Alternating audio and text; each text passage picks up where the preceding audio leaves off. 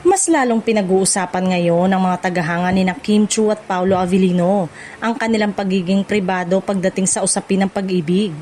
Sa kabila ng matinding interes ng publiko sa kanilang tambalan, kapansin-pansin na nananatiling tikom ang bibig ng dalawa tungkol sa tunay na estado ng kanilang personal na relasyon.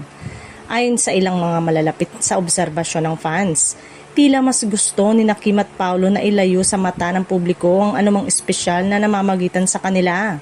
Sa halip na magbahagi ng mga detalyeng personal, mas pinipiling nilang ituon ang atensyon sa kanilang trabaho at mga proyektong kanilang ginagawa.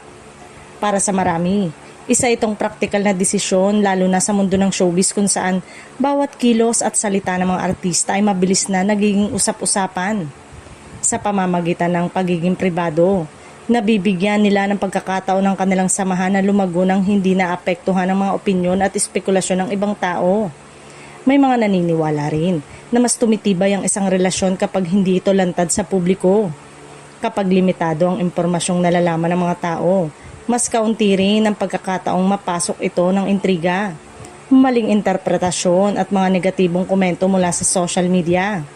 Bagamat maraming tagahanga ang umaasang magkaroon ng opisyal na pag-amin mula sa dalawa, tila hindi naman ito prioridad ni Kim at Paolo sa kasalukuyan. Ang mahalaga para sa kanila ay ang respeto sa kanilang personal na buhay at ang pagpapanatili ng kapayapaan sa anumang ugnayang meron sila. Sa huli, nananatiling inspirasyon sa kanilang mga taga-suporta ang paraan ni Kim at Paolo sa paghawak ng pribadong aspeto ng kanilang buhay. Para sa ilan, patunay ito na may mga bagay na mas nagiging matatag kapag hindi pinapakita sa lahat. Dahil kung hindi alam ng buong mundo ang bawat detalye, mas maliit ang posibilidad na ito ay masira ng ingay at intriga ng publiko.